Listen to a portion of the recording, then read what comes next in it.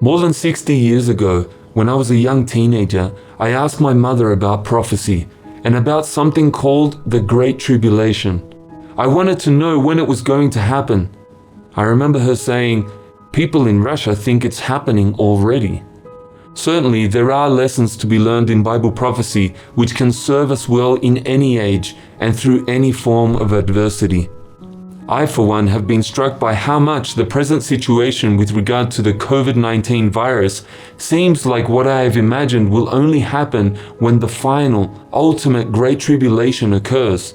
I have pictured that coming time as being a situation where Christians everywhere will be hiding out in caves. And one of my first questions has always been, what is the point of it if we are just sitting there doing nothing for 3 or more years? We may as well just die and be done with it. Well, here we are now, trapped inside our homes as a result of this terrible new coronavirus.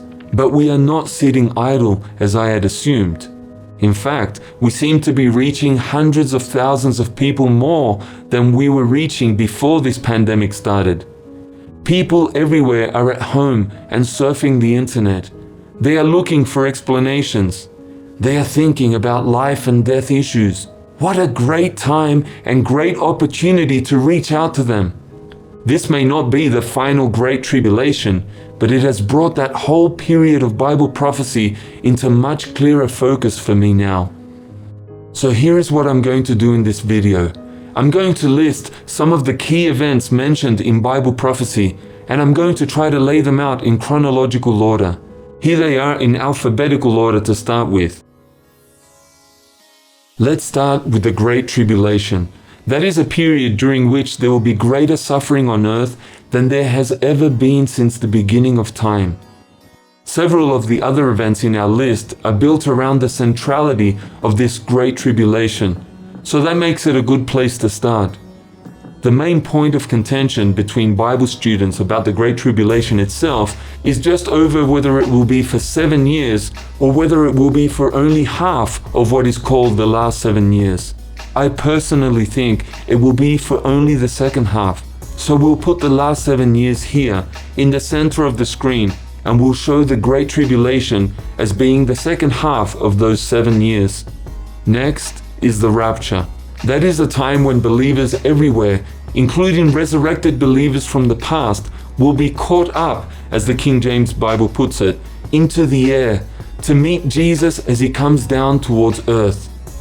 Now, prophecy students are most commonly divided into 2 camps, one called pre-trib and the other called post-trib, based on whether they think the rapture comes here, at the start of the Great Tribulation, or whether it comes here, at the end of the Great Tribulation. I believe it will come at the end. For me, the return of Jesus and the rapture are virtually the same event. We meet Jesus halfway in a 1,000-mile square city in the sky called the New Jerusalem, and we have a celebration with him there for a few weeks called the Marriage Supper of the Lamb. I've not included those terms just to keep our chart less cluttered. However, for most pre-trib rapture people, even though they believe the rapture comes before the Great Tribulation, they do not believe that Jesus himself returns until the end of the Great Tribulation. So that is why I have kept these 2 events as separate entities in this diagram. There is another event which both sides are looking for, and that is an agreement to rebuild the temple in Jerusalem.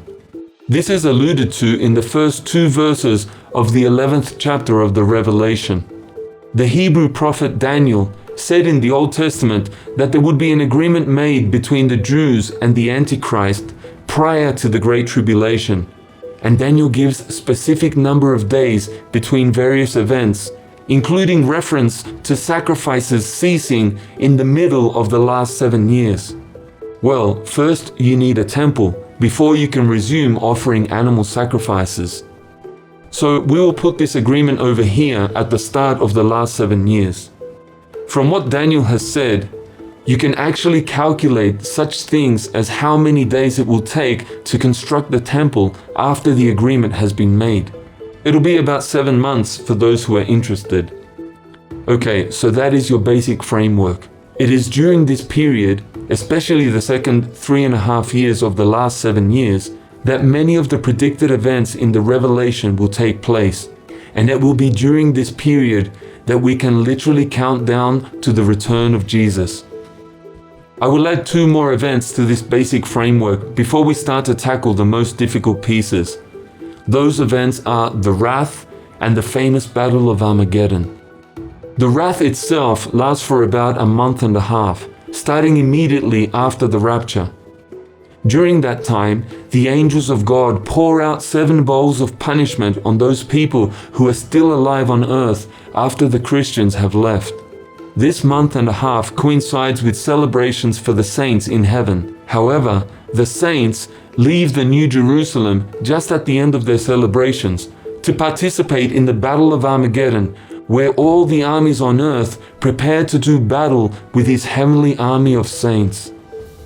Pre-trib rapture people see the wrath and the Great Tribulation as being the same thing.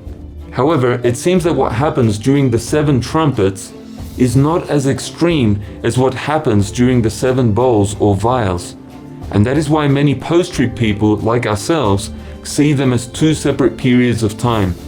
It also explains a mysterious period of 45 days in Daniel's prophecies. Okay, so now we have just 3 major topics of the Revelation remaining. However, these are the ones that are of the most importance and consequently the most interest to us, because it seems like they all might happen sometime before the last 7 years begin. In other words, any time now. It's just that we don't have any clarity on how long before the last 7 years they actually happen.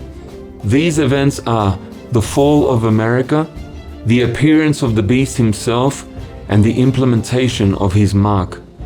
It seems reasonable to assume that they come in that order. That is, assuming the beast comes to power after destroying America, and assuming the beast needs to be in power before he can usher in his mark. This is also what makes so many of us feel that each of these events must be pretty close to happening. Now, we have, in other videos on this channel, said a lot about Russia and China, but there is no world leader at the moment who has a name that adds up to 666 through the numerical values of his letters in his name, either in Hebrew or in Roman numerals. That is the primary clue which the Revelation gives us for spotting the Antichrist. That is, the value of the letters in his name must add up to 666. But neither is there anything that demands that these things must happen in that order.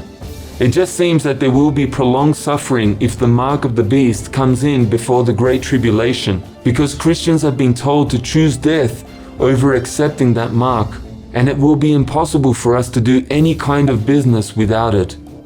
Now, there is a lot of pressure at the moment for the whole world to do away with cash and to bring in an RFID chip to monopolize all business transactions. So where is the Antichrist himself? And why hasn't the US fallen yet? Surely these things must be very close to happening. Perhaps there will be a change of leadership in China. Perhaps Russia will assist China in an attack on the US and thus gain control of the United Nations. Perhaps the beast will stay secret for a while, and maybe he will let the implanted microchip become widespread before he actually makes his appearance. All of these questions remain waiting for answers, and so we need to be watchful in these last days. For ourselves, we started 10 years ago to reject RFID chips in such things as credit cards and passports, thus gaining more experience in living without such technology. It hasn't been easy, but it is building our faith that God can make ways around what lies ahead. Of course, we're also hoping for something else that is not clearly explained in prophecy, and that is a little secret protection. That cave that I mentioned at the start of this video. The Bible says that 144,000 faithful followers of Jesus, the Lamb, will be cared for in a secret hideout during this 3.5-year period of Great Tribulation. It's not clear who these people are, but we're kind of thinking that it may be people who have listened to Jesus, the Lamb, and started obeying him right now, before God's judgment comes on a disobedient world when the Great Tribulation begins. If you'd like to be part of this movement, please write to me and let me know what country you live in. I'll try to put you in touch with others who are trying to follow the Lamb wherever he goes. I look forward to hearing from you today. Thank you.